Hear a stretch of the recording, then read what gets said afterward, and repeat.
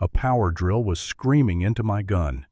Safe sparks flying as metal gave way, and my chest felt like it would burst from the pounding in my ears. 2 fake HOA cops were in my basement cutting through the safe that held $80,000 worth of antique rifles passed down from my grandfather. They thought the house was empty, that we'd run wrong. Anna was still there, standing in the shadows, with a look I'd never seen before. Focused, cold, dangerous. And that was the moment I realized I didn't know my wife at all.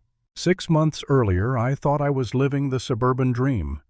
Willowbrook Estates, where the lawns were trimmed to military precision mailboxes, all identical neighbors waving like Stepford robots.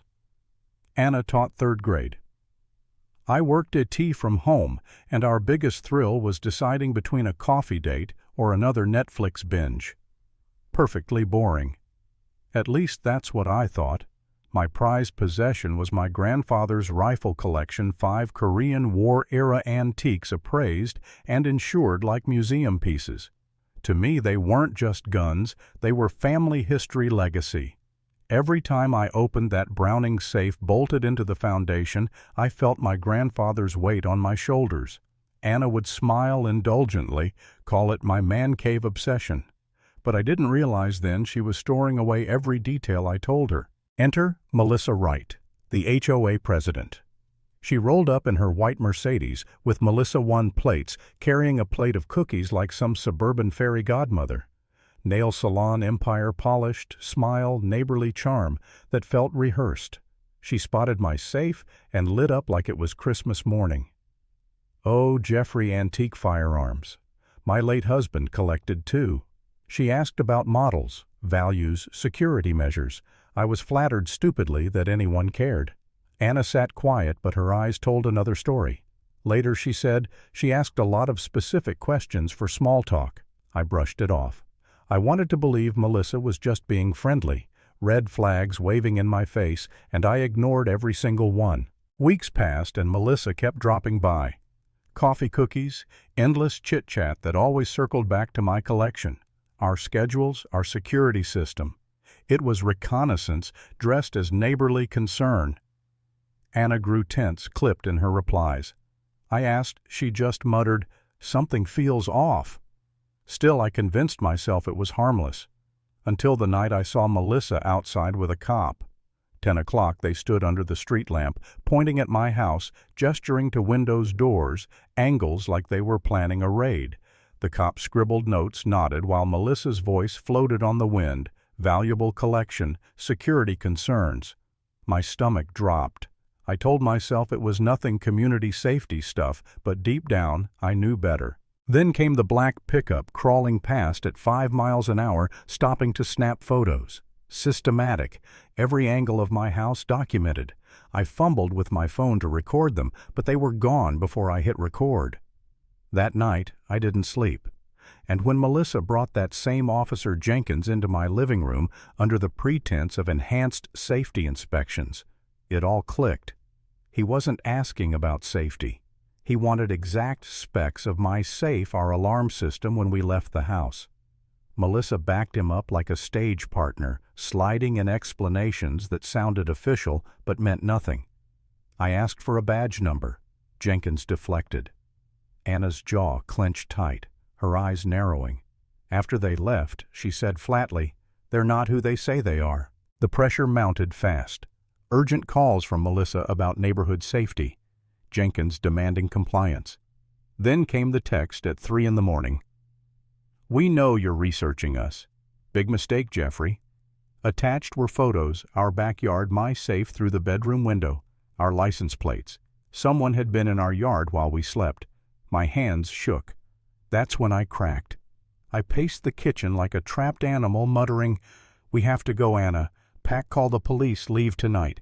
My wife didn't flinch. She just said one word, "No." That no stopped me cold. "What do you mean, no? They've made families disappear. We're next." But she was already walking toward the safe. She punched in a code I'd never seen, opening a hidden compartment I hadn't even known existed. Out came a folder, military discharge papers, photos of her in uniform. Corporal Anna Baker, United States Marine Corps, 6 years as military police.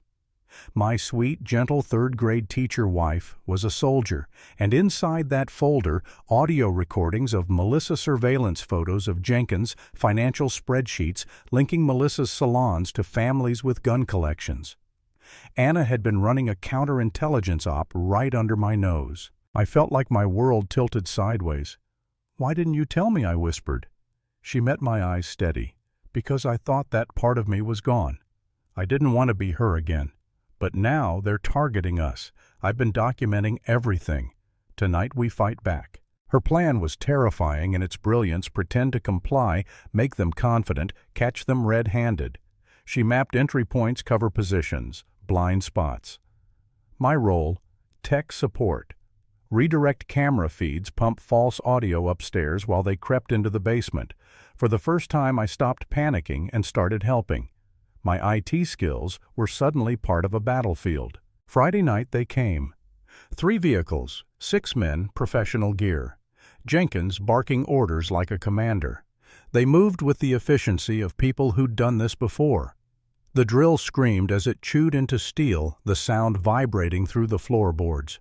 I watched from the monitors, heart hammering, while Anna crouched in the shadows, calm as ice. Then the click of triumph. The safe cracked open. They pulled out my grandfather's rifles like they were inventory, Morrison snapping photos as evidence of their haul. That's when Anna stepped into the light. "Congratulations, gentlemen," she said, voice cutting through the room. "You've just become the stars of a documentary." They froze. Cameras blinked red in every corner. Jenkins spun gun half raised, but his confidence cracked when he saw her stance balanced, trained, dangerous.